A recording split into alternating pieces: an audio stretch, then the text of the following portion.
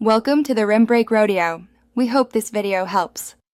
You begin by picking a clip with a crisp, high-contrast tracking target. This makes the algorithm reliable. Once chosen, confirm composition, frame rate, and resolution so tracking correlates to final output. Open the tracker panel and click Track Motion on your layer. Enable position and rotation or scale when the target changes angle or size.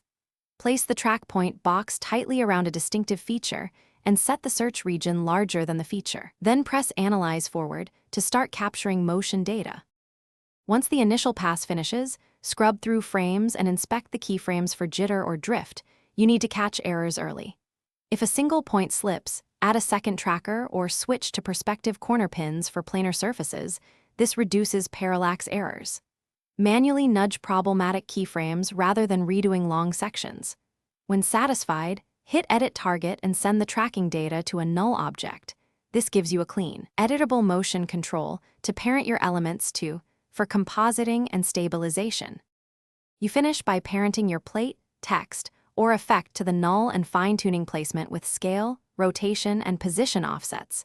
Smoothing filters or expression-based interpolation can tame microjitter. If you see cumulative drift, retrack in shorter segments and stitch them with consistent keyframe tangents or use multiple tracked points for blending. Make sure motion blur and transform interpolation match the original footage to sell the merge. Quick troubleshooting tip. If a track fails, isolate a problematic range and retrack with tighter search settings. Thanks for watching. Consider subscribing if we helped you.